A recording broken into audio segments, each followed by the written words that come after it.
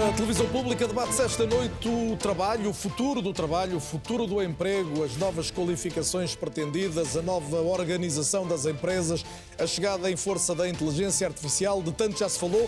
Temos mais alguns minutos de debate esta noite e vamos começar, prometi antes do intervalo, por uma questão absolutamente concreta e peço a ajuda da Marta Pimentel, diretora executiva de formação de executivos na nova SBE. Dizia a Marta que seguramente muitas famílias, muitos pais, mães, avós, se questionam sobre o que dizer aos mais novos. Quando nós éramos mais novos, lembrava o Carlos Oliveira há pouco, já estamos todos um pouco mais velhos, alguém era capaz de nos dizer: se gostas disto, o caminho é este, se gostas daquilo, ou direito, ou medicina. Não. Hoje não há essa facilidade tão grande. O que é que se pode dizer? Boa pergunta. Mas eu disse antes do intervalo que ia fazer a pergunta. Pronto. Nem tempo a se preparar. Eu tenho que ir até preparada. Não, mas o que eu acho que é interessante é que, a somar este movimento do mundo constante, não é? Esta aceleração, nós temos também a dimensão da longevidade, não é? Que é, nós vivemos muito mais e trabalhamos potencialmente mais tempo. E por isso, fazer esta projeção a longo prazo daquilo que pode ser a nossa carreira, com este contexto instável, é extremamente difícil. E por isso eu acho que aquilo que é se calhar o nosso grande desafio futuro é esta ideia de aprendermos constantemente e criarmos cenários possíveis de carreira, não é? Que é hoje muito do que se trabalha em educação, é assim, o que é que nós podemos projetar, porque estes programas tratam sobre o futuro, não é? O futuro do trabalho, o que é que nós podemos projetar, que são formas possíveis de trabalhar, competências possíveis, carreiras possíveis que possam acontecer, olhar para aquele que é o meu set de competências hoje e ver o que é que daqui é portátil para alguma missão futura. E o que é que me falta complementar para que eu me tenha, se quiser, empregável, não é? Para que eu esteja constantemente empregável. Isto obriga-me a ter esta visão projetiva, não é? De projetar algumas expectativas de futuro e poder voltar para trás. Olha, se eu quiser seguir este caminho, o que é que eu preciso de fazer para chegar lá? O que aumenta a complexidade de carreira, não é? Porque também a este nível, esta ideia de estabilidade, que eu trabalho na Nova e fico na Nova a trabalhar a minha vida toda, não, é difícil vir a acontecer. Também o que acontece muito interessante é que muitas vezes eu saio e volto, não é? Eu acho que falo muito que aqui é uma geração corrente de ar, não é? Porque nós temos imensos casos de pessoas que reformulam o seu vínculo constantemente. Que é, olha, hoje começo a trabalhar numa lógica de full-time job, trabalho 5 dias por semana, amanhã, afinal, estou num momento de vida, queria só começar a trabalhar 3, olha, agora vou fazer um gap year e por isso suspendo a minha relação de trabalho e volto daqui a 6 meses, e por isso há toda uma nova gramática. Podemos falar de uma geração que é muito mais assim do que a anterior. De uma geração que é muito mais assim do que a anterior. Eu não sei. Pelo menos os que podem, os que têm acesso. Sim, nós estamos a falar de uma geração que está agora, não é, que tem agora 20 anos, Exatamente. Nós também já os tivemos, não é? E acho que é uma coisa. Mas é desses que estamos a falar. É desses que estamos a falar e também de nós jovens há mais tempo, porque hoje nós, quando olhamos para as nossas carreiras, também as vemos de uma forma diferente, porque temos este conceito da longevidade e temos esta possibilidade de experimentar formas diferentes e relações de trabalho diferentes. Então eu diria que a grande tema que nós temos aqui é esta constante capacidade de aprender e projetar possíveis cenários de emprego ou de trabalho que me permitam ir mantendo num conceito de empregável, se quiser. E a inteligência artificial, que é uma promessa, é uma das competências core para termos agora, não é? Esta ideia de co-inteligência é fundamental, que é, eu tenho hoje a capacidade exponencial da minha forma de trabalhar, com uma inteligência artificial que pode ser meu parceiro nesse processo. Por isso esta ideia de co-inteligência... A adaptação, a necessidade adaptativa, não é? Isto aqui um Darwin 2 ou 3.0, é muito saber lidar com a inteligência artificial. É tirar o melhor proveito dela naquilo que são as missões que eu tenho que fazer. E por isso, se eu tiver este conceito de ter uma inteligência, eu tenho uma dupla, sou eu mais a minha inteligência artificial. E isto é uma vantagem incrível, porque potencializa aquilo que é a minha capacidade. A Regina Caldas estava a dizer, da sua experiência, sobretudo esta mais recente, que temos falado do trabalho remoto, desde logo lida com muita gente nova. São claramente, seguramente, os principais candidatos a irem experimentando, a partir de um local, o trabalho no outro. Que expectativas é que estas pessoas têm e até que ponto neste quadro traçado pela Marta encontra no fundo esse espaço fértil de gente que quer experimentar coisas diferentes, quer viver momentos diferentes no seu trajeto profissional? Ora bem, eu começaria por dizer que a população que temos em trabalho remoto não é assim tão demarcadamente jovem como, portanto, temos nos 20, nos 30, nos 40, nos 50. E eu diria que aquilo que... Partilhar um estudo que vi no LinkedIn já tem 1 ou 2 anos, mas que é interessante. O LinkedIn analisou as vagas que tem publicadas e menos de 20% das vagas que tinha disponíveis à data, 2022, diziam respeito a trabalho remoto. E essas menos de 20% de vagas disponíveis recebiam mais de 50% das candidaturas. Portanto, há aqui, de facto, uma visão no trabalho remoto associada à flexibilidade. E, portanto, aquilo que eu acredito que os jovens, agora focando um bocadinho nos jovens, procuram é um trabalho, e eu sei que para muitos casos isto não é possível, e sei que para muitas realidades é idílico, mas um trabalho em que a vida pessoal não rode à volta do trabalho, mas que o trabalho se ajuste à volta da vida pessoal. E isto, eu acredito que é a realidade nos jovens e também nós menos jovens, também um bocadinho provocado pela pandemia, não é?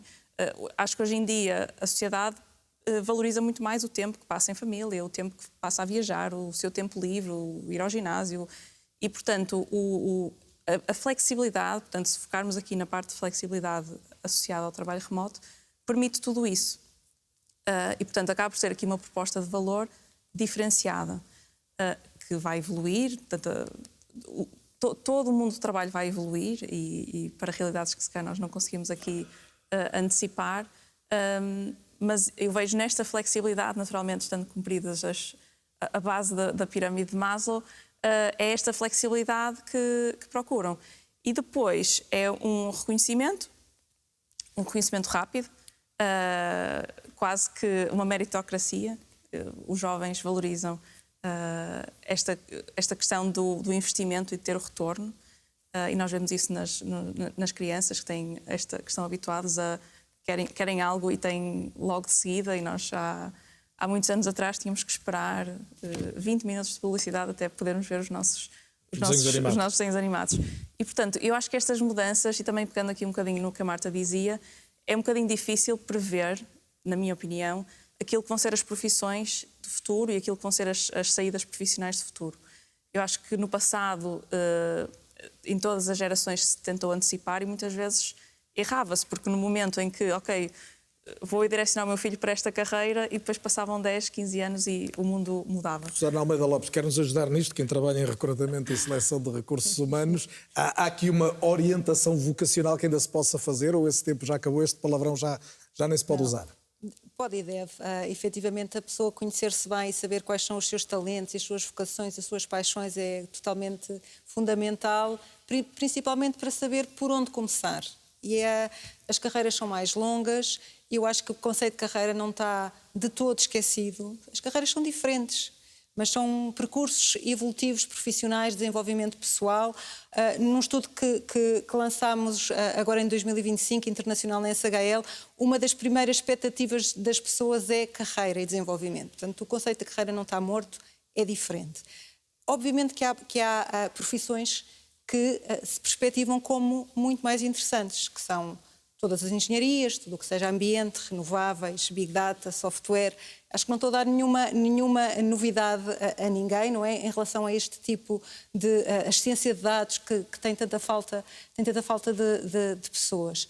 Efetivamente, há outras profissões que estão com menos resposta, que são todas as profissões que podem ser mais automatizadas. Fala-se desde o secretariado, carteiros, condutores, contabilistas e mesmo advogados. Ou seja, algumas que vão reduzir, possivelmente não vão desaparecer na sua totalidade, mas o número de pessoas vai ser inferior nos próximos tempos com o que se avizinha e com o que nós conhecemos. Mas é muito importante as pessoas conhecerem-se bem, saberem o que é que gostam, e eu gostava de deixar aqui uma recomendação para uma plataforma que não é minha, mas que é um projeto que eu admiro muito, que é um projeto que se chama My Mentor, My em inglês, MY Mentor, que é uma plataforma gratuita que está disponível para todas as pessoas, em que podemos ver coisas tão interessantes como qual é o índice de automatização previsto da minha profissão. Eu já espreitei o de psicologia 19%. E podemos ver para qualquer, e ao longo dos anos está um trabalho muito bem feito em termos de quais são as perspectivas para uma profissão, dá alternativas, um pouco como a Marta dizia. Eu, por exemplo, o meu filho quer entrar para a medicina, eu quero entrar para a medicina, não tenho média. Quais são as 10 profissões mais parecidas, onde eu também me posso realizar? E, portanto, deixo este conselho, é uma plataforma gratuita que quer profissionais, quer estudantes, podem e devem explorar para poderem concretizar. Explorar estas áreas são muito importantes. A Marta falou há pouco também de cenários, e acho que estas áreas das engenharias e das ciências exatas são uma evidência. Mas há outras que vão depender de cenários e às vezes políticos. Nós falamos do envelhecimento da população. Nós vamos precisar de pessoas que apoiem as pessoas mais velhas, fisioterapeutas, terapeutas ocupacionais, vamos precisar de alguém que as ajude, de enfermeiros seguramente, mais médicos, vamos precisar de psicólogos, vamos precisar de pessoas que ajudem dentro das organizações a gerir a mudança, a gerir as resistências, vamos precisar de muitas destas profissões que eu não sei se em termos de qual é o cenário que vai ser aplicado.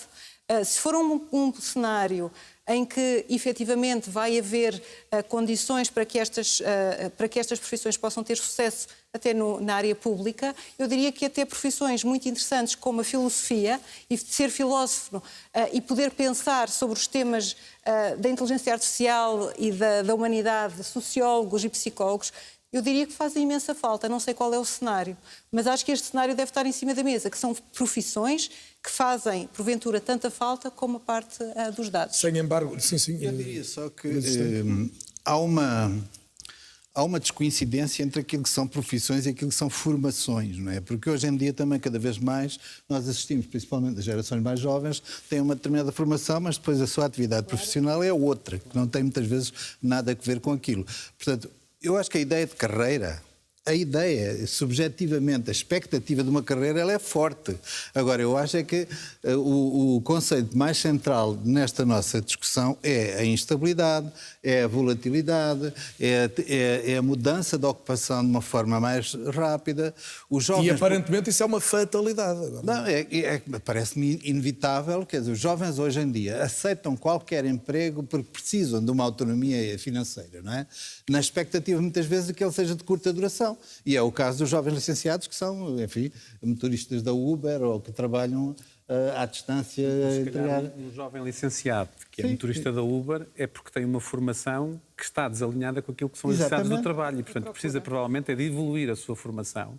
E eu acho que essa é uma realidade no tema das carreiras, que é nós estudávamos, como o Carlos há pouco dizia, vou ser médico e, portanto, vou estudar medicina e vou ser médico toda a vida. Eu acho que não. Hoje a nossa formação dá-nos uma base para sermos, para já, cidadãos e para termos conhecimentos de base, e depois temos aqui construindo como legos aquilo que são os percursos por onde nós nos queremos evidenciar. Portanto, a fatalidade de um jovem que termina uma licenciatura e vai para ser motorista de Uber, eu diria que pode ser por várias razões. Uma delas é o desalinhamento entre aquilo que estudou e aquilo que são as necessidades do mercado de trabalho, o que já agora hoje é difícil face à enorme necessidade que há de trabalhadores em muitas áreas, ou de eventualmente não ter a agência e aqui a vontade de procurar essas tais alternativas. E aí tem que haver soluções sociais para ajudar esses jovens. Mas eu acho que nós temos que... eu acho que nós hoje não falamos aqui muito de uma coisa. Nós, para termos bom trabalho, temos que ter boas empresas. Sim. E para termos boas empresas, não podemos ter só pequenas e médias empresas. E essa tem sido uma diabolização que o país tem feito, e as generalizações são sempre mais, mas que nós, nas últimas décadas, temos visto sentir no país. Nós, se fizemos uma coisa neste país na última década, foi perder grandes empresas, não foi criar. E, portanto, nós sem grandes empresas, aliás, são as grandes empresas que pagam melhores salários, são as grandes empresas que agregam o maior número de trabalhadores, que têm melhores condições genericamente, que têm melhor gestão. E, portanto, nós temos esta dificuldade no país e na Europa, mas no país em particular, é que nós não estamos a conseguir criar empresas com escala que depois façam uma coisa que é fundamental, porque nós só aumentamos a produtividade se tivermos produtos e serviços que consigamos vender com uma margem enorme. Já vou querer pegar nisso para a última ronda. Não sei, o Elísio ainda estava a falar, só para concluir. Não, só para acrescentar, de facto, quer dizer, cerca de 95% ou 96% de pequenas e médias empresas, que ainda por cima, na sua larga maioria, têm uma esperança de vida extremamente curta, não é? Portanto, e isso causa acrescenta ainda mais instabilidade em termos de perspectivas de oferecer oportunidades de emprego. E também por isso se fala estáveis. muitas vezes na fuga de talento, Carlos, e volto a ti, juntando se calhar aqui esse dado, não só um país que tem dificuldades, mas também uma Europa que tem dificuldades e que aparentemente está outra vez a perder o comboio tecnológico, e já agora estamos no mundo Trump 2, com todas as consequências que isso tem. Ou seja, juntando isto tudo, não é? Qual é o horizonte para quem nasce, cresce em Portugal, mas se quiseres na Europa desde logo? Bom, essa pergunta é difícil porque nós estamos de facto a viver aqui Vou querer a vossa opinião e depois vamos fechar, uma portanto, convulsão rápida. Eu diria que o Trump 2.0 poderia ser a melhor coisa que aconteceu à Europa, se nós tivermos a resposta certa que temos que ter, que é o wake-up call, é o acordar para dizer nós não podemos querer ser o museu do mundo. E também, na minha perspectiva, não devemos querer ser a consciência do mundo, nesta ideia de que nós é que ditamos como é que o mundo se deve comportar, penalizando-nos. Ou seja, por exemplo, ainda outra vez à inteligência artificial, nós passamos a Europa os últimos 4 anos a discutir uma legislação sobre a regulamentação da inteligência artificial. Eu vou dizer que não tenho dúvidas que vamos precisar de uma regulamentação para a inteligência artificial, só que não acho que é hoje, porque ainda não sabemos e todos os perigos que estamos a dizer do fim do mundo ou da humanidade não estão ainda aí. Vamos precisar de uma regulação. Mas nós, quando lançamos aqui uma regulação na Europa que se aplica a este contexto, a este bloco económico, que esquece que o resto do mundo está a avançar à velocidade que quer avançar, vimos nas últimas semanas a luta entre os Estados Unidos e os americanos, os Estados Unidos e os chineses relativamente às tecnologias de inteligência artificial, nós basicamente estamos a pôr na posição daqueles que vão ser os utilizadores e que vão comprar as tecnologias, provavelmente não a China, não os americanos, e não os produtores dessa tecnologia. E só se nós estivermos nesta revolução a produzir e não a ser meramente utilizadores, é que vamos poder aumentar a produtividade, pagar melhores salários e sairmos desta dificuldade. O que me preocupa aqui mesmo é que se a Europa não apanhar esta revolução que está a acontecer muito rápida, como é que nós vamos manter o Estado Social Europeu? É à custa do turismo? Não é bem uma discordância, mas é apenas para sublinhar o seguinte. Pelo menos na Europa discute-se e tenta-se acompanhar, digamos, o processo e desencadear alguma forma de regulamentação. Noutros continentes isso não acontece. Mas vai acontecer. E sabe qual é que é a minha preocupação? É que hoje, numa grande empresa, quando se começa uma discussão sobre onde é que eu posso utilizar a inteligência artificial, a pergunta é logo quais são as restrições regulatórias que eu tenho. E isso não teria mal nenhum se não fosse um grande inibidor da inovação, porque grande parte da inovação que surgiu e que nós usamos hoje nos nossos telemóveis surgiu, por exemplo, com a inovação na área da defesa. Sim, sim. E, portanto, se nós restringirmos à partida estes cenários de trabalho de mente mais aberta, e já estamos a focar, o que estamos basicamente a dizer é, olha, os Estados Unidos e a China desenvolvam o que quiserem ou quase o que quiserem, nós aqui estamos a restringir e, portanto, não vai haver empresários a querer investir na área A ou B, possivelmente porque há riscos já regulatórios, e depois vemos este telefone que eu tinha na mão a não poder usar a inteligência artificial. Mas a questão não é restringir, é estabelecer alguns parâmetros de desenvolvimento, porque também nós, a Europa... não tem que copiar aquilo que acontece nem na China, nem nos Estados Unidos. Eu há pouco em off estava a dizer, nós hoje já sabemos o que é que são os perigos das redes sociais, seja para a democracia, seja para a nossa saúde mental, seja para tudo em sociedade. Na minha perspectiva era muito mais importante termos regulamentado essa questão do que estarmos tão preocupados hoje em regulamentar uma coisa que não conhecemos e a criar restrições potenciais. Eu digo, nós temos de ter regulamentação, eu não tenho dúvidas sobre isso. Agora, estamos a criar aqui fear, uncertainty and doubt, que em inglês é medo, incerteza e dúvida, em coisas que deviam ser momentos que nós devíamos acelerar. Até onde é que vir a regulação do seu ponto de vista? Não, mas é que há exemplos, inclusive, de iniciativas que têm a sua base na Europa, nomeadamente o programa Erasmus. Eu, por exemplo, neste momento faço parte de uma equipa de um estudo que é direcionado para a América Latina, que se chama até Net e Job, portanto, que procura compreender e antecipar até as implicações do impacto das novas tecnologias e da inteligência artificial no emprego. Mas no emprego, que na Europa é mais forte esse conceito do que é, por exemplo, nos Estados Unidos e na China, nem quero falar, que é o emprego no sentido que é definido pela OIT, o emprego enquanto atividade profissional que oferece alguma estabilidade, alguma segurança, alguma dignificação do ser humano, não é? Porque isso eu acho que está em risco hoje em dia. E as novas tecnologias, se não forem devidamente enquadradas, eu sou absolutamente aberto a isso. Repare, eu aqui não Têm estou que ser a dizer nada enquadradas que e só ponha orientadas isso. num sentido estratégico. Eu aqui é isso chamei que a eu digo. atenção da regulação como um fator inibidor da inovação, em particular num cenário em que as regras que estão a ser impostas se aplicam apenas a um bloco económico, estando os dois blocos económicos Ora, está a dizer, independentes. Marta, queria ouvi-la também sobre não isto. pode ser à custa de tudo, percebes? Eu não vou deixar, eu não posso fazer regulação porque assim não vou competir com... O algoritmo Tens valores foi uma europeus, grande tens revolução, valores mas controla-nos a nossa iluministas, tens os valores isso é que uma não podes escolha. aplicar. Eu posso fazer a escolha. Tem de haver regulação, tem de haver Estado. Mas eu posso fazer uma escolha dessas sabendo das consequências dessa escolha. Mas sobre a E questão... se essa escolha é há feita... Eu ia ouvir a Marta, mas já que interveio o José Teixeira... essas consequências. Não, já Como vou. nós conhecemos Marta, as consequências aproveitava... de muita Está a das- ser, está a ser. O Luís Esteque e o Carlos Oliveira vão prosseguir a seguir ao programa com este debate. É interessantíssimo, seguramente, mas já não acompanhado por todos. Mas eu queria ouvir a Marta Pimentel sobre isto. Temos, de facto, dois blocos económicos e podemos ir buscar exemplos, além da questão das tarifas, quer no mais tradicional dos negócios, que é o negócio dos automóveis, e onde os chineses claramente cresceram e os europeus estão em grandes dificuldades, mas também o DeepSeek, de que falava o Carlos Oliveira, o ChatGPT chinês e o impacto que teve também, para percebermos que a Europa está aqui numa encruzilhada. Ainda vamos a tempo? Vamos no sentido europeu?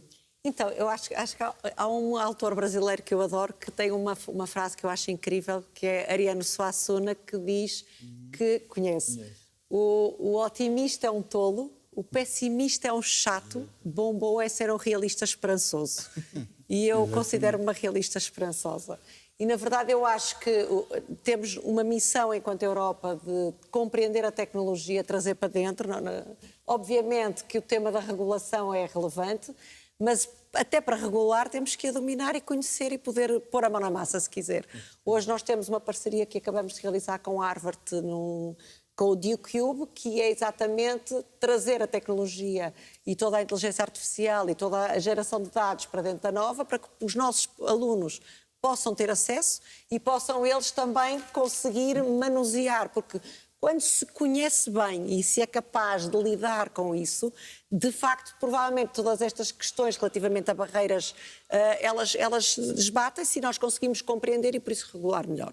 Por isso eu empatizo um bocadinho aqui com aquilo que está a dizer, que é a capacidade de entendermos, entrarmos no processo e sermos capazes de poder regular a partir daí. E por isso estamos a tentar fazer esse movimento de José Teixeira, precisamos de regular o quê e quem é que o pode fazer? Isso tem de ser a comunidade europeia, isso claramente, no nosso caso, tem de ser esse bloco. E para que nós nos entendamos e que não exista, por exemplo, agora um chat GPT vezes 50, vezes 100, vezes 200 unidades, em que cada um cria as suas verdades e cria as suas histórias. E, portanto, isso não. Digamos que estas plataformas têm de existir como existe nos nossos mercados, têm de ser certificadas. Devia estar certificado por uma entidade que certifica. Chama-se isso regulação. Eu passo a vida a ser regulado com um produto que eu quero meter aqui assim na Alemanha, eu tenho de ter a certificação alemã para pôr lá um caixilho ou para pôr um produto de uma fachada. Mas quando os multimilionários estão a decidir política, vai ser mais difícil. Pois, mas isso aí é que é, digamos que essa é a crise das democracias, não é? E isso tem a ver com o início, que é a educação. Mas deixando aqui uma mensagem mais otimista, só para terminar, e que nós, quando estava a questionar na fuga de talento e na importância de os reter, eu costumo dizer, conheço um atalho, é pagar melhor aos trabalhadores. E com esse atalho, de certeza que eles ficam. Mas nós vivemos hoje um tempo, nesta geração que é a mais qualificada de sempre, em que os problemas de ansiedade são imensos. Os problemas de angústia existencial estão a ser batidas pelo aborrecimento. Há um sentimento, digamos que a neurose de domingo, que é aquela cena que nós estamos aí, o que é que vou fazer no domingo à tarde e depois vem a segunda-feira e é o caos. As pessoas não... Digamos que nós temos de ter motivos, incentivos para o trabalho ser uma festa. Então o que é que se tem de dizer aos jovens? Olha, tempo de cigarra, tempo de formiga. No trabalho não é só formiga, também há tempo para cigarra. Há tempo para o vagar, esse conceito de Évora que lhes deu a Capital Europeia da Cultura, que é um termo incrível. Vagar. As coisas não têm todas a velocidade dos telemóveis, dos digitais, do just in time. Pegar num livro de 600 páginas. Mas no emprego não é fácil. Durante o horário de expediente, como é que se encontra o espaço da cigarra? Nós fazemos isso muitíssimo bem. As nossas aulas de filosofia, com 600 trabalhadores, sem horário de trabalho. As nossas leituras obrigatórias são obrigatórias porque é em horário de trabalho. E são os trabalhadores que enviam textos, são discutidos em horário de trabalho. As nossas conferências são sempre em horário de trabalho. Os nossos espetáculos que fazemos são horário de trabalho. E diz-me assim, e como é que... Porque tem de haver tempo para pensar. Esse tempo de cigarra é que oxigena a formiga para ela poder trabalhar. E isso é um grande ganho. A produtividade... E não perde produtividade. Não, aumenta a produtividade. Claro. E não é só sorte o que o grupo tem, não é? Nós hoje estamos a mudar o paradigma da indústria da construção. É mesmo mudar o paradigma, é mudar o carro térmico para o carro elétrico na nossa construção. E estamos a fazer isso a partir de Braga. Para o mundo, nós estamos a fazer aquilo que nunca foi feito. Mas para isso, nós estamos a aprender que nós precisamos de mudar o espírito. E é no espírito, é naquela livraria que se muda o espírito. É nas livrarias, são nas bibliotecas que a DST lá tem que se muda o espírito. É nesta censura... Qual é a percentagem de salário mínimo que pagam? A percentagem de salário mínimo? 0.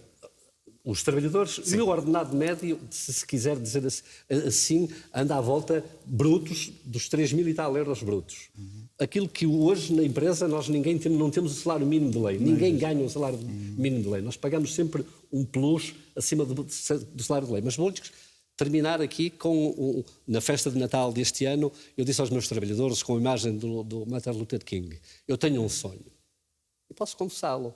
É ter uma empresa, no prazo de 3 anos, que pague salários mínimos alemães.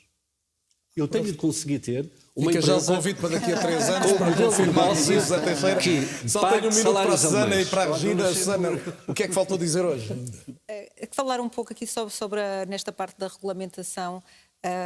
Aqui no nosso painel já falámos de uma forma muito geral. Eu gostava de trazer isto também para uma parte que tenho estudado mais e que também acho que pode interessar a quem nos ouve, que é a parte desta regulamentação no que diz respeito aos dados das pessoas. E efetivamente já houve um caminho importante com o RGPD, mas isto é uma coisa completamente diferente.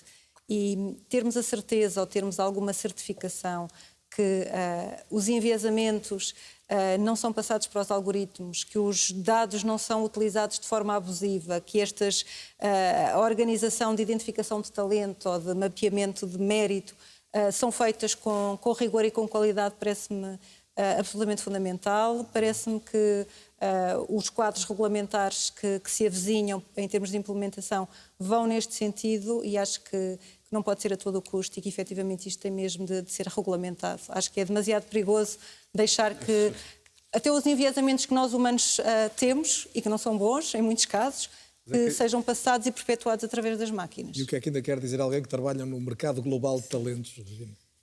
Só para deixar aqui um apontamento final, eu acho que esta mudança de trabalho que nós estamos a sentir e esta mudança da sociedade vai acontecer, é uma realidade. E acho que devemos investir mais tempo em ajustar-nos rapidamente a lidar com esta aceleração do que debater se vai acontecer, se não vai. Portanto, acho que devemos agir, cada um dentro da sua capacidade, naturalmente, para conseguirmos antecipar ao máximo aquilo que é a realidade, que não vamos conseguir fugir dela. Eu não consigo fugir à ditadura do tempo, mas houve tempo suficiente para vos ouvir e agradecer agora, obviamente, o contributo extraordinário que trouxeram. Foi um debate diferente dos habituais, foi um programa que pretendo ser especial e creio que terá sido com o contributo dos meus convidados. Quero agradecer a si, obviamente, a atenção. Tem sempre este programa disponível nas plataformas habituais, tem igualmente no RTP Play, que é a plataforma que recomendo sempre e, obviamente, espero que possamos encontrar-nos 2 a 8 dias, porque é ou não é, volta a ser. Para a semana. Boa noite e obrigado.